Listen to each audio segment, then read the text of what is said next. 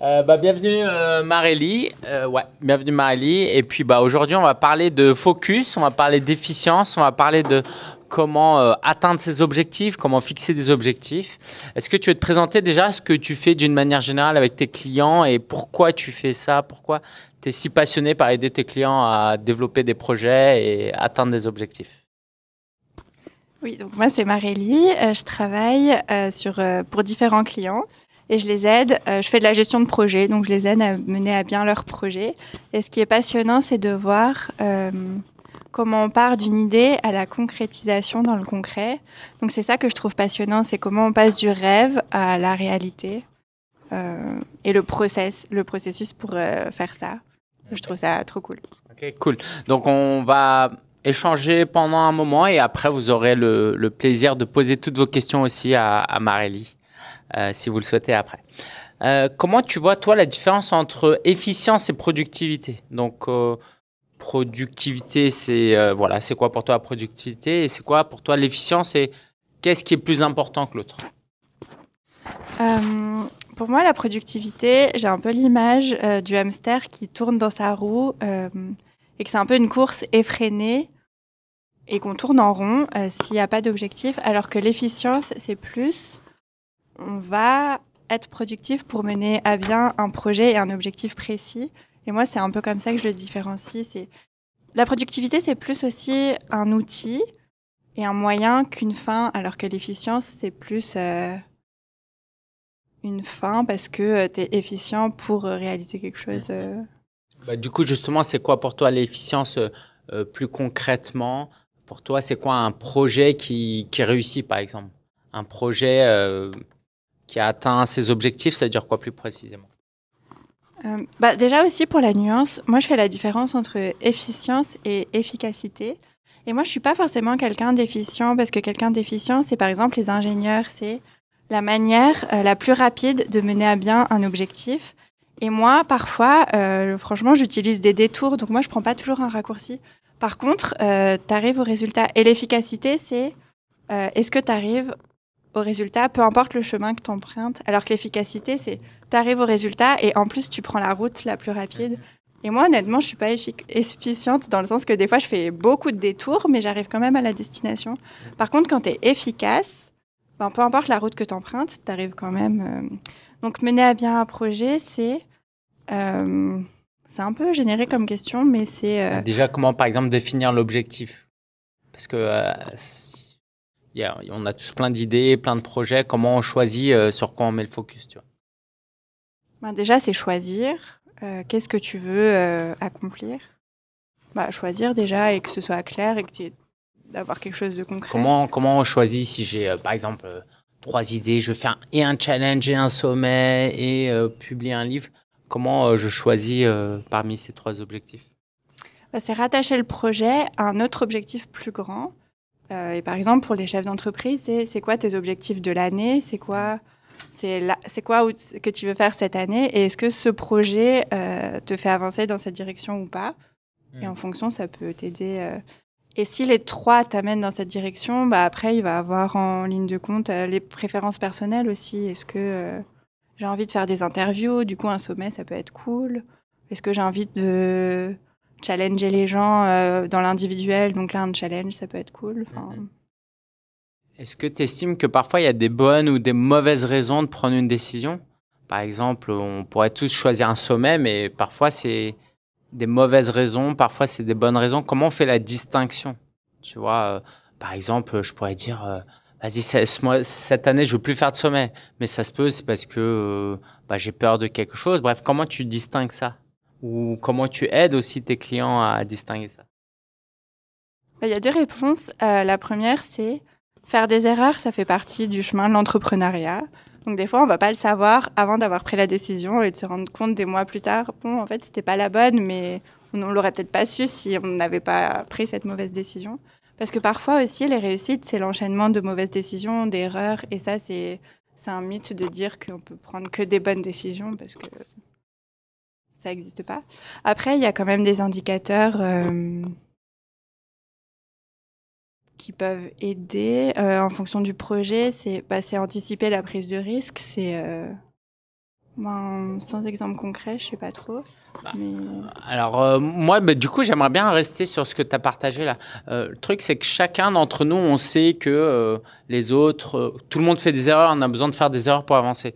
La chance que toi, tu as, entre guillemets, c'est que tu le vois ça, puisque tu travailles pour plusieurs clients. Dans quelle mesure, est-ce que tu peux nous dire dans quelle mesure c'est vrai ça, qu'il faut faire des erreurs, on est obligé de passer par des erreurs pour réussir? Parce que quelquefois on se le dit, mais on n'y croit pas vraiment. On se dit non, mais là, je me raconte ça pour me rassurer. Mais en fait, je suis un loser, tu vois. Est-ce que tu veux nous dire, toi, vraiment, tu observes que la plupart des entrepreneurs réussissent, échouent souvent? Oui, et surtout, une autre dimension, c'est que parfois les entrepreneurs, ils savent ce qu'ils veulent en ayant appris ce qu'ils veulent pas ou ce qu'ils veulent plus. Et parfois, en fait, c'est dur de savoir ce qu'on veut, mais par contre, c'est plus facile de savoir ce qu'on veut pas. Donc, ça aide de se dire, OK, je fais des échecs. Ça m'aide aussi à apprendre ce dont je veux plus parce que ça m'amène plus proche de ce que je veux. Super intéressant.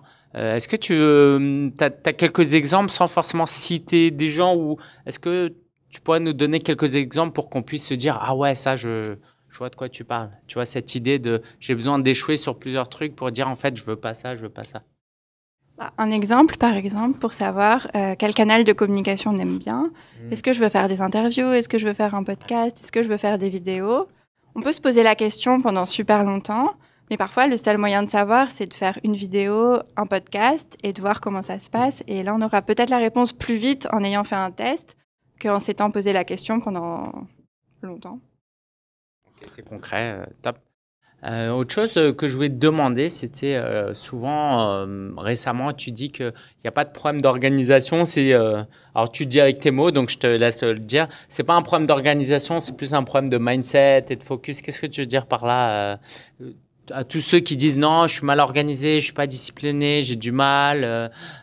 C'est pas que je veux pas, c'est pas que je sais pas, mais j'arrive juste pas à faire. Je procrastine en fait. Mon problème, c'est la procrastination. Qu'est-ce que tu dirais aux coachs qui se retrouvent dans qui disent ça en tout cas? La première chose que je fais, c'est de leur montrer que c'est faux par les faits. Parce que peut-être que c'est vrai dans un contexte qui est le travail ou un certain type de mission. Mais si on prend la vie de la personne, déjà un exemple, les parents, quand on est parent, on a un minimum d'organisation parce que on est obligé. Donc même les gens qui disent qu'ils sont pas organisés, à partir du moment où ils ont des enfants, déjà ça marche pas parce qu'ils sont organisés, ils arrivent à élever des enfants. Donc pour ça, tu as un minimum d'organisation. Et souvent aussi, on voit dans d'autres domaines de leur vie des projets qu'ils ont pu mettre à bien et du coup ils ont été organisés pour ça parce que ces projets avaient de l'importance pour eux à ce moment-là. Donc parfois c'est sûr qu'il y a peut-être des ajustements à faire niveau organisation, mais souvent le vrai problème c'est est-ce que le projet en question est suffisamment important?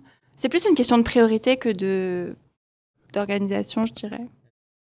Souvent, c'est la vie de la personne, en fait, qui montre par les faits qu'elle peut être organisée dans d'autres circonstances, dans d'autres domaines. Donc, en fait, je le démontre juste par les faits. Et en plus, je le fais dire à la personne, c'est pas moi qui lui dis. Je lui pose des questions sur sa vie. Et en me posant les questions, c'est elle-même qui me dit « Ah si, en fait, là, j'étais organisée, du coup... » Alors, sans citer le prénom de la personne, mais elle se reconnaîtra si elle revoit la vidéo, il y a une cliente comme ça qui disait qu'elle procrastinait. Et en fait, tu lui avais posé quoi comme question? En fait, je lui ai pas posé de question parce que même moi, j'arrivais pas trop à mettre le doigt dessus. Mais c'est sûr, en fait, je pense que je le voyais, mais j'avais pas mis de mots sur ce phénomène. Mais en fait, je me suis dit, mais oui, c'est ça. Parce que cette cliente, elle est championne d'arts martiaux, elle prépare les championnats de France et elle dit qu'elle n'est pas organisée parce que dans son business, elle l'était pas, mais parce qu'elle retrouvait pas le fun et pour elle, c'était pas aussi amusant que s'entraîner pour les arts martiaux. Mais l'art martiaux, tu peux pas dire que t'es pas discipliné si tu fais des arts martiaux parce que c'est une des disciplines où il faut être le plus discipliné. Donc, quand j'ai eu cet exemple-là, je me suis dit, mais en fait, c'est impossible parce que c'est un des sports où il faut le plus de discipline. Donc, c'était assez marquant comme image. Cool. Du coup, toi, plutôt que de parler de productivité, ce qui t'intéresse, c'est plutôt de parler de focus. Ça veut dire quoi pour toi, le focus? Le focus, c'est la capacité à mettre des œillères, à avoir un objectif en tête, à être concentré dessus et vraiment à se mettre dans une bulle pour oublier un peu le reste ou mettre des œillères pour dire non au reste et aux distractions qui pourraient nous éloigner de ce projet-là. Et c'est aussi faire des choix. Le focus, c'est aussi... Des fois, on dit que choisir, c'est renoncer. Mais c'est aussi accepter que c'est renoncer pour un temps. C'est que... Ouais, le focus, c'est ça, c'est choisir. On dit renoncer, c'est choisir. Mais renoncer, c'est choisir un projet prioritaire à l'instant T. Et la vie, elle n'est pas figée. Donc, c'est pas parce qu'on est focus pendant un moment qu'on va pas pouvoir faire d'autres choses. Ok, super intéressant. Je voulais quand même avoir un peu, comme je travaille avec toi depuis des années maintenant, t'as quand même des habitudes, des comportements qui font que tu es très efficace. Comment tu organises, par exemple, tes semaines et tes journées? Par exemple, là, on est jeudi, la semaine prochaine, comment tu t'assures qu'elle soit hyper efficace et qu'elle te rapproche de tes objectifs? Ben, déjà, comme tout le monde, il y a la théorie et la pratique. Du coup, il y aura des semaines où ce que je vais vous dire, je le mets en pratique. Et il y a des semaines où je le ferai pas du tout. Donc, c'est pas forcément mon quotidien, c'est ce que je vise. Mais déjà, quelque chose que je fais toujours, c'est d'avoir mes priorités de la semaine.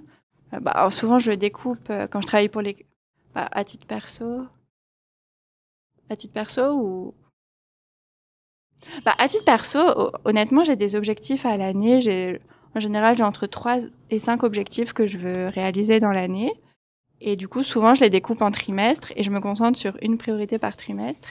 Et après, je les découpe au mois et à la semaine. Et je fais pareil dans le business et pour mes clients, du coup. Mais là, par exemple, pour le trimestre, tu as déjà découpé toutes les semaines jusqu'à la fin du trimestre, quand même pas? Si? Non, non, non.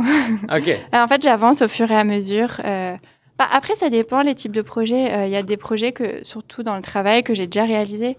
Donc, je sais exactement combien de temps ils vont me prendre et tout ce qu'il faut faire pour réaliser ce projet. Donc là, ça peut m'arriver de l'organiser déjà 12 semaines à l'avance. Mais il y a des projets où je sais le résultat, mais j'ai aucune idée de la route à emprunter pour y arriver. Du coup, je fais juste la première étape qui est, OK, la semaine prochaine, quelle petite action je peux faire pour me faire avancer sur ce projet. Au moment où je planifie la semaine 1, je connais pas encore l'objectif de la semaine 2 des fois. Et déjà, tu dis la semaine prochaine. Moi, ma semaine, je la planifie le premier jour de la semaine. Donc toi, ça veut dire que tu planifies le vendredi. Est-ce que tu veux nous en dire un peu plus sur qu'est-ce que tu fais concrètement vendredi? Oui, déjà souvent on rigole parce que moi, ma semaine déjà, elle termine le jeudi dans ma tête. Pour avoir de la marge, en fait, moi, toutes mes priorités, je vise qu'elles soient terminées le jeudi. Comme ça, le vendredi, j'ai de la marge pour si j'ai pas pu terminer. Par contre, c'est même pas une option dans ma tête, elle n'existe pas. C'est que le jeudi soir que je sais, OK, si j'ai pas fini, j'ai l'option du vendredi. Et en fait, dans ma semaine, comme je connais mes priorités de la semaine, toutes les nouveautés qui arrivent ou toutes les choses que je me dis, il faut que je les fasse, à moins d'avoir des deadlines clients ou des impondérables, je sais déjà que ça rentre pas cette semaine-là, donc automatiquement, il passe dans la semaine d'après.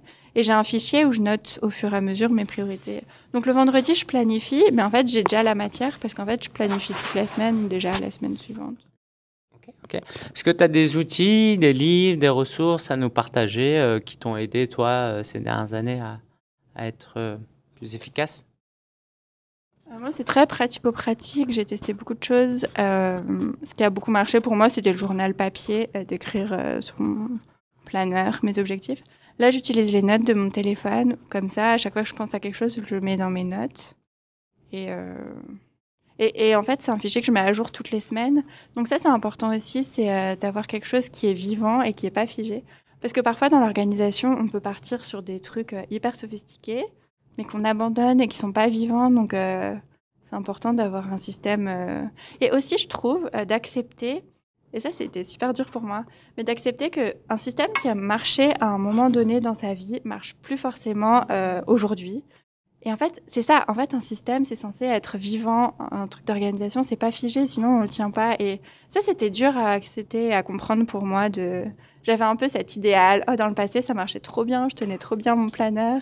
Et la réalité aujourd'hui, c'est que je prends juste les notes de mon téléphone et c'est très moche, mais ça marche. Cool. Est-ce que tu auras un dernier conseil à donner avant de passer un temps de questions-réponses sur comment être plus efficace dans sa vie d'entrepreneur? On va peut-être commencer par un projet et de fonctionner par itération. Parce que souvent, on veut tout révolutionner. C'est un peu tout ou rien. En mode, je suis pas organisée, du coup, je veux être mieux organisée. Du coup, je me mets à planifier tous les créneaux dans mon agenda, à lire tous les livres sur la productivité et à tester tous les outils. Mais en fait, peut-être commencer par un objectif. Peut-être commencer par 3 priorités de la semaine et l'organisation va découler de ça. Mais vraiment, il ne faut pas que l'organisation soit une fin en soi. Il faut vraiment le rattacher à un objectif parce que sinon, ça ne va pas tenir et ça ne va pas vous motiver. Et vous ne saurez pas pourquoi vous mettez en place ce système d'organisation. Donc, il faut avoir en tête ce qu'on veut atteindre avec une meilleure organisation. Et le conseil pratico-pratique, oui, c'est ça, commencer avec les priorités de la semaine parce qu'en fait, on a beau planifier des créneaux dans son agenda, si la semaine prochaine, c'est pas prioritaire pour moi de travailler ma création de contenu, ça sert à rien que je programme ces créneaux pour ça parce que... Okay, bah écoute, merci beaucoup Marélie, on peut tous t'applaudir. Merci pour tout ce que tu as partagé, ce que tu apportes dans Coach en Mission. Et let's go, on peut faire un temps de questions-réponses.